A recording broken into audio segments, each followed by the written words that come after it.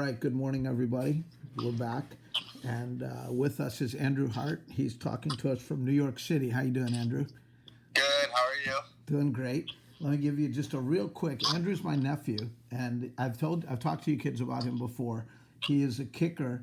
He was a kicker at the University of Minnesota and then Rutgers University, and uh, a lot of other cool things that he's done. He works in New York City now in the financial industry. But Andrew, could you tell? Let's start by tell the kids about your story and start from when you're about their age or even sooner. We're talking to 9, 10, and 11-year-olds now, and then bring us to this moment. Yeah. So I guess when I was in elementary school, I was 100% confident that I was going to be on the U.S. national soccer team. And I mean, to the point, I think once where when I was in second grade, someone told me, like, you're probably not going to be national team when you grow up. And I just cried for a couple hours and didn't talk to that person for the rest of the day. So somehow it turned out that person was right, even though I tried my best to be on the national soccer team. So and kind of ironically, I ended up going on in high school playing American football rather than soccer. I was a place kicker.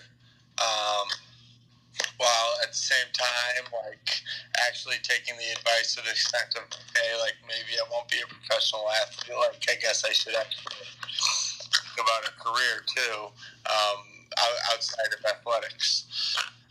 So I went on to go to a high school where I did play soccer and football. Wasn't really sure what I was interested in academically. I think I was an okay student. But, I guess when I was in middle school and elementary school, I guess it's easy to say in hindsight, but I thought I was just kind of a pretty normal kid, like hanging out with my friends, enjoyed recess, liked hanging out at lunch. Certainly feel for, like, kids that are in grade school now. You don't really get to hang out with your buddies at recess or lunch right now. Still the same. So yeah, I mean, I don't know. I guess I was just kind of your normal kid that played 5 different sports, hanging out with his friends after school, and to try my best in the classroom. Tell us about your high school kicking experience. Yeah, so like as I said, I was really into soccer, and in grade 2, I had the opportunity to also play American football and was pretty good at kicking field goals. So in high school, I actually played. I grew up in, like, the Chicago suburbs. I'm not sure if I think the football and soccer seasons are different in Florida, but in Illinois, suburbs of Chicago, I grew up football and soccer actually in the same season. So I played on the football team and soccer team during the same time, which was always interesting because it made for about 6 games a week. But yeah, I was good enough where, I had the opportunity to earn a spot to play at a college team, and I thought it was an opportunity where I could parlay sport and to get into a school that I maybe wouldn't have otherwise been able to, and kind of get into, like, I was particularly interested in business and get into a business school that I maybe wasn't going to otherwise be able to get into without sport. And so, I did that. And at the same time, like, I was kind of just trying to build my resume to get into as what I viewed as strong of a school as possible. So, like, I was part of the National Honor Society. Like, my senior year, I was the president of the National Honor Society.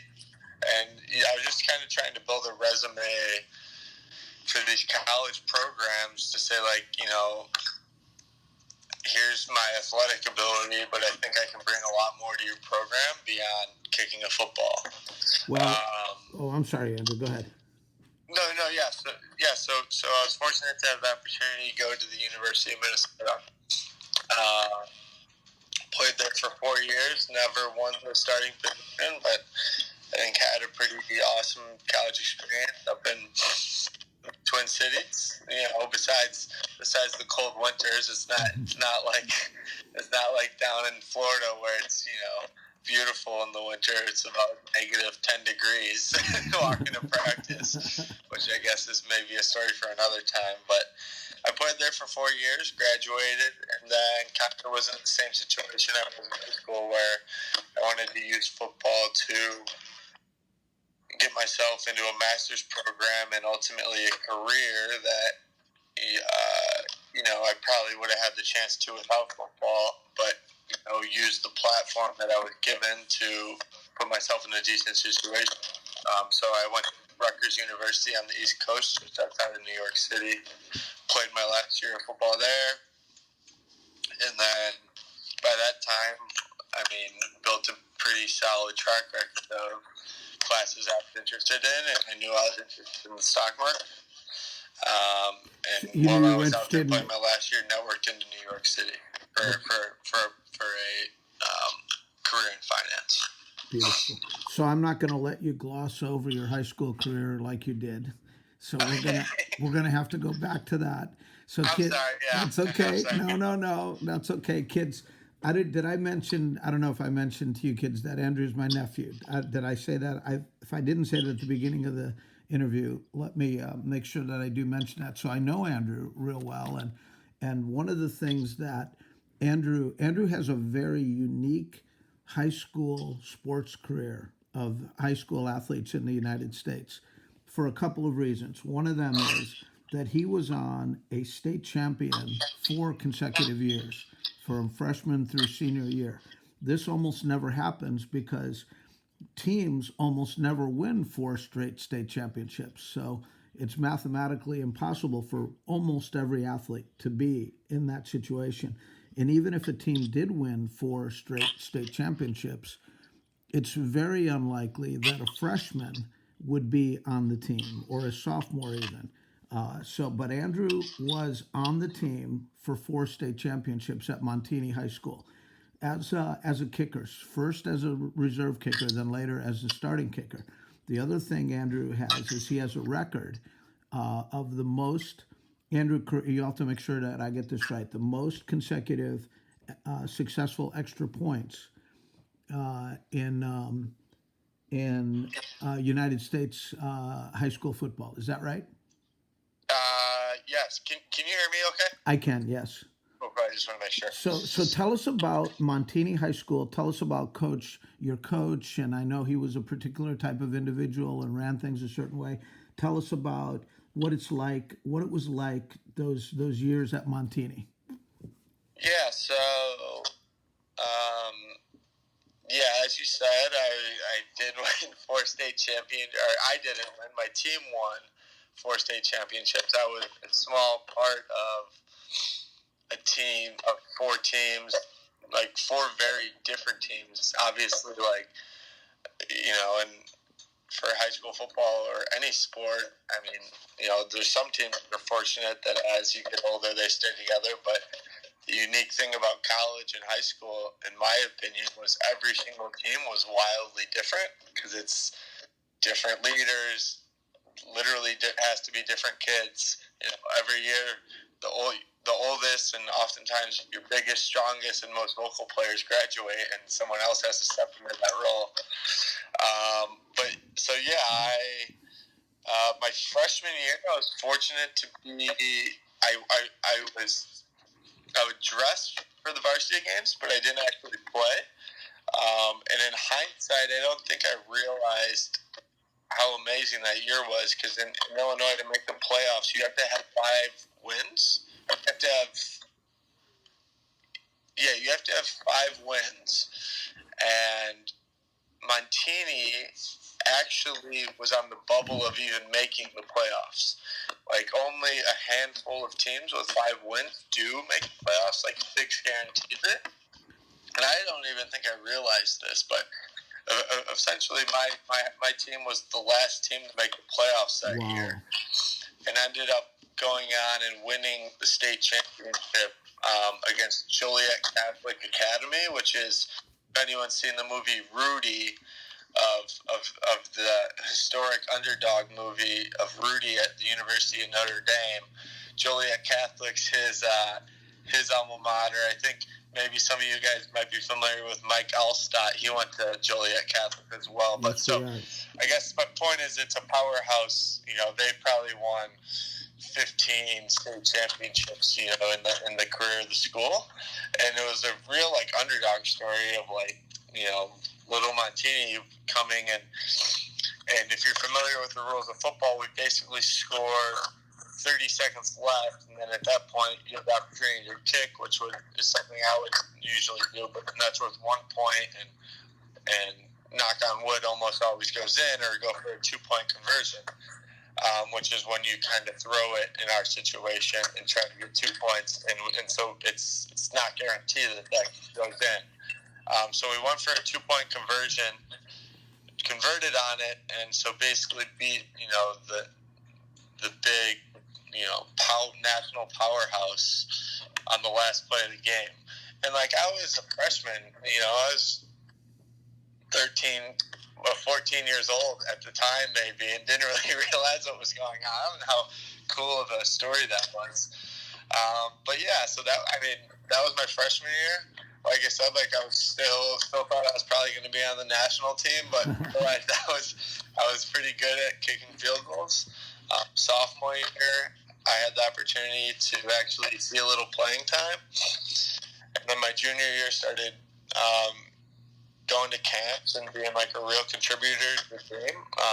Like you said, my team had a pretty good offense, and I kicked a lot of extra points. That was kind of what you kick after touchdowns. I remember my senior year, halfway through the season, I always made sure to have a really good relationship with my coaches, and it was particularly important as I was recruiting, because my coaches were usually the first people that would interact with the college coaches that would come in. They were kind of the first people to say hey, meet Andrew, and really, really good people. And his name's Coach Andriano, and he came up to me at lunch one day, and he just looked at me and goes, "Can you believe it?" He goes, "Can you believe they called me out of everyone in the world to call him about?" And I'm like, "Coach, I have no idea what you're talking about." And he's like, "Sports Illustrated call it. They were writing a little article about you kicking all these extra points." That's right. I had no idea. And actually what happened was there was an underclassman that I took under my wing to an extent. Frankly, not even out of my way, just kind of a kid that I thought was nice, had a good attitude, and I wanted to build a relationship with, just because I thought he was a nice kid. And so there was a freshman at the time when I was a senior that apparently really liked me, or at some time along the road I did something particularly nice to him that impressed him. His freshman English class wrote into Sports Illustrated saying you should do an article on me. Wow. Sure enough, they did, which was funny because, I think some of you guys might be familiar with Derrick Henry. He's in the NFL, played for the Titans now, played for Alabama. Literally one of the best running backs in the world. And he was in the same little article section as I was. Wow. So it was cool. It was basically just a kid. It wasn't. To an extent, it was because of my ability. But truth be told, the real reason I was in Faces in the Crowd was because there was a freshman when I was a senior that I was just nice to and treated like a freshman. Or didn't treat a quote-unquote freshman, just treated like a kid that I thought was really nice, and I reciprocated his attitude to, the way he treated me, and I thought him treating people, I treated him, the way I tried to treat everyone, which was with a lot of respect, and it was just nice to him, and for whatever reason, he liked me enough to put me in an article with Derrick Henry, one of the, best running backs in the world, which is kind of Andrew, I've got to stop at this moment and tell you that that's an amazing story. It's one that I did not know. I did not know about the freshman writing the letter on your behalf. Uh-huh. And this is the type of thing we talk about at PE all the time. Uh, I know that I've sent you a couple of clips of our kids doing music, and they all do these routines together, and it's along this line of treating people the way you'd like to be treated. It's the oldest, simplest thing that anybody can ever learn, uh, and yet for some reason not everybody learns it. But when people do learn it, and correct me if I'm wrong, Andrew, maybe you can talk about this a little bit. The reason to treat people right is not so that they'll write a letter to Sports Illustrated and you'll get something out of it. It's just you do it because it's just what you should do. Yeah. I mean, like I said, I didn't even know. Like, the way I realized I was in that article is because my head coach came up to me and was, like, joking around with me, saying, like, can you believe it? And I was like, what are you talking about? and frankly, like, that kid didn't, the kid who wrote it didn't even tell me he did it. And he didn't do it, like, for any particular reason besides, like, for whatever reason he liked me. But, like, I wasn't nice to him because I hoped he would do something like that. I didn't even think twice about my interaction with him. Like, I was nice to him and had my whatever interaction I did with him because, like, as I said, like, on the team and in that school, there's constant turnover, and I was a kind of a point at that where I wanted to build a culture and build a legacy of, a culture where, everyone is together. Everyone is on the same team. Everyone does treat each other with the utmost respect. And, I mean, that's why, I was always not nice to that kid, but anyone, because, like, I wanted to build a culture at that school and at that program of respect and, things like that where you get in Sports Illustrated happen not because you're nice to someone. It's because you've done something special with people and others recognize it. That's kind of, I guess, why and I don't even want to say I was nice to him. I was just being myself to him. Sure. I was nice to him because that's just what I would do. It wasn't going out of my way. I was just building a relationship. You just adopt. So let's back up a minute. So we really haven't. We've kind of backed into this. So let me explain to the kids. There's a magazine called Sports Illustrated. It's a famous national magazine, sports magazine, and there's a part of Sports Illustrated every week called Faces in the Crowd, and they select 6 people from around the United States or around the world. Maybe I don't know if it's international or not. I think it's mostly in the United States, who are people that are doing something special in sports, but the general public might not know their story. And so they like to tell their story in the Faces in the Crowd section. And Andrew was in Faces in the Crowd because of his kicking ability. And to know that he was in there, to learn that he was in there first with Mr. Henry, who's an NFL star now, and also to know that the reason he got in there was because of a random letter written by a person he just decided to be nice to. Wow, that's an amazing story, Andrew. That is so. We could end the interview now and have gotten everything we wanted to out of this. Andrew, we have themes at our school in PE every year, and we build our entire year around that theme. And this past year, our theme was, it's not just the bricks, it's the mortar. And the mortar in the bricks are the people, and the mortar is how they treat each other and how they interact. And what makes a wall strong isn't the bricks, it's the mortar holding the bricks together. And so we've used the word culture a lot in this past year. So for you to use that word in this interview is really great. So would you say that culture and your coach, your high school coach, and the culture of that team played a role in them winning 4 straight state championships? Yeah, I mean, 100%. I mean, without got a strong culture, I guess if we flip it back to sport, I mean, and like strong culture goes, in my opinion, so much farther beyond sport. Like it goes to professional, in business careers and doctors, nurses, anything. But like, and particularly in that, like, if you don't have a strong culture, like, and people that are willing to work hard for each other, like, you're not going to win anything, right? And so you don't win a state championship if it's not with however many people are on that team willing to like really push themselves to get the best out of get every single ounce of hard work out of yourself. That comes from feeling that you're part of something special and truly being part of something special. And the way you create that feeling is through a strong culture.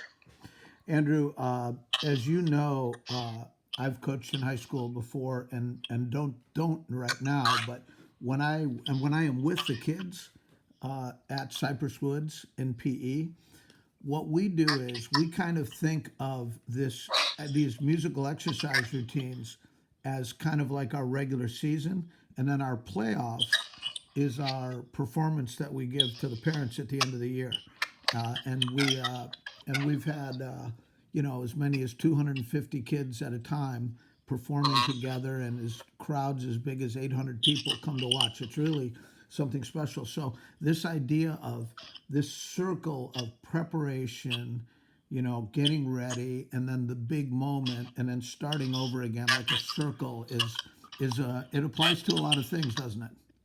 Yeah. I mean, like it's kind of cliche, but people always say like, it's not about the final performance or the final project, the final game or the championship. It's about getting there. Yeah. And like, that's where you like learn. That's where you grow. That's where you build relationships. You don't, your class, I don't, hopefully when we're all back together, mm-hmm. and even now virtually, I'm sure you guys are building it, but you don't bond and become close and learn about each other in the final performance. Yes. You bond and learn and become closer preparing for the final performance. That's it's awesome. Great to win the championship, but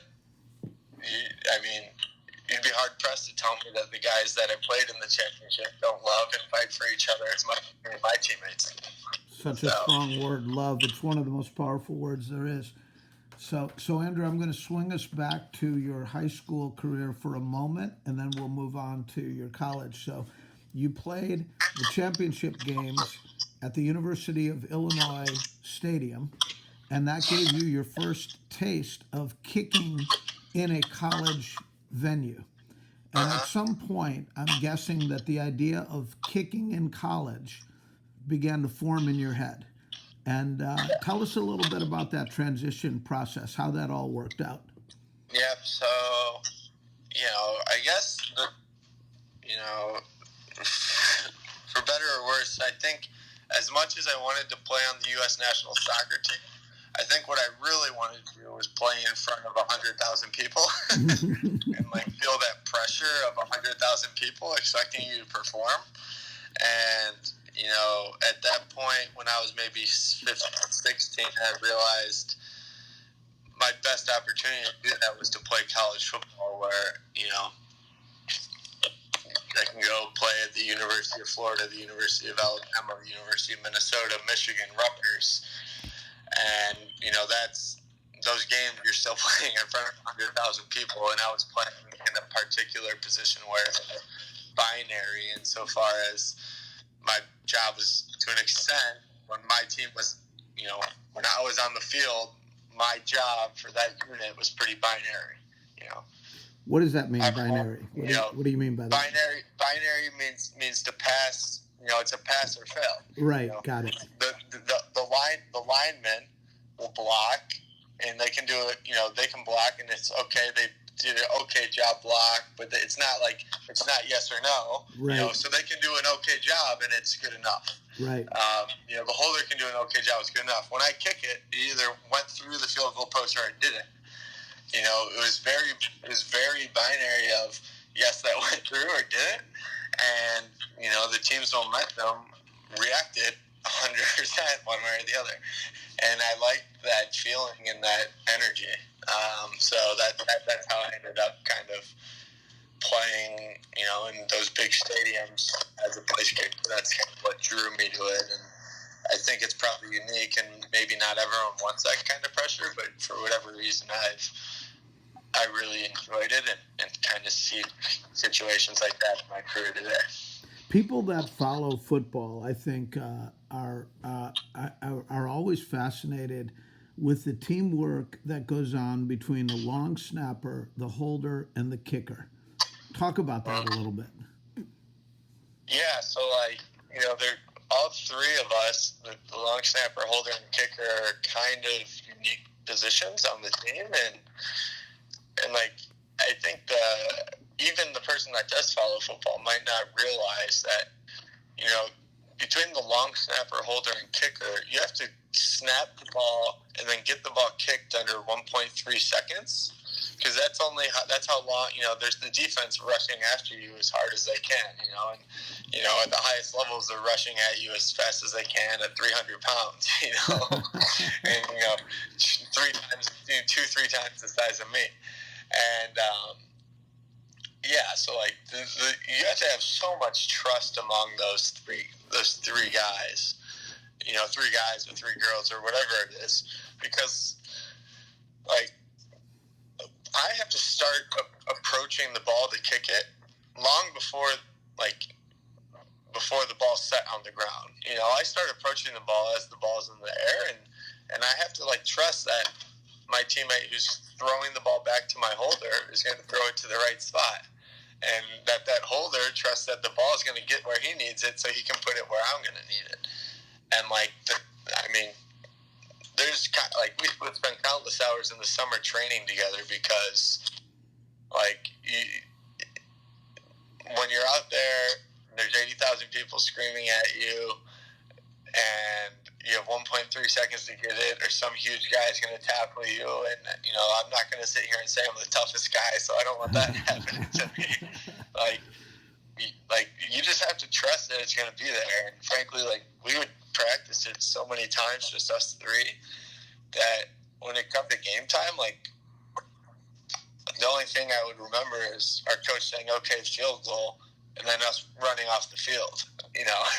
Everything else in between there, between lining up, me and my holder making eye contact, saying, "Okay, let's go," him calling for the ball, the lineman getting set, the ball coming, me taking my first step. I don't remember any of that. I just remember the rush of okay, we did it again. All right. That's awesome. Reset. That was either it went in or it didn't. We'll think about it for a minute either side, but after a minute, okay, just kind of reset. Start talking about what we're going to eat after the game until it's time to lock in again. Oh, that's phenomenal. Cool. That's phenomenal. I think people that people that think that aren't big, let's say, or aren't these huge hulking people, and wanted to think about, well, how could I be involved in sports? That might be the place where they could say, well, maybe I could do that. Maybe I could be that kicker. Maybe I could. But I don't think people really understand or appreciate, especially that 1.3 second part when giants are running at you. I think everybody wants to be a kicker until some giant is trying to hurt you. And then they say, no, I'm okay. Yeah, so what I'd say about that is I just saw it as what can I do that can help contribute to the team's success? And that, I took a step back and it's well, it'd be fun to be the quarterback, but that's probably not the best area for me to contribute to the team. And kind of I do that with anything in life. In my current job, okay, maybe, there's 10 people that can look at this company one way, but what can I do that's a little different that's going to contribute to my team's success? And I think a great example of it, and it might be a story for another time, is when I was at University of Minnesota, through my roommate, developed a relationship with a young man named Casey O'Brien, who is actually a 5-time cancer survivor now. And me and my roommate, through my roommate who had a previous relationship, would visit Casey, a handful of times when he was going through chemotherapy at the hospital. And Casey O'Brien now is a holder on the University of Minnesota. Wow. And played at the Tampa Bay Buccaneers bowl game. Wow. This past year, and I actually went to the game and have a relationship with him. So, Casey's the prime example. And, anyone at home, you can just Google Casey, Kasey O'Brien, O-B-R-E-I-N. I might have spelled his last name wrong, but okay. Casey O'Brien, Minnesota holder. And, you'll see millions of articles in Sports Center, ESPN, little videos about Casey O'Brien, the 5-time cancer survivor, who is okay, you know what? I can't play, who quite literally was his high school quarterback before he learned he had cancer. He's yeah, you know what? I did beat cancer 5 times, but I'm still going to find a way to contribute. And he's a holder on the University of Minnesota now. And he's the prime example of never say never. Keep on fighting the good fight. Beats cancer 5 times, but along the way, he's also going to play college football.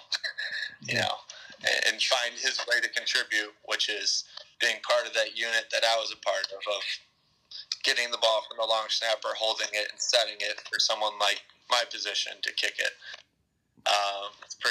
It's pretty awesome stuff. So I'd encourage you all to check that out if you have time. We will.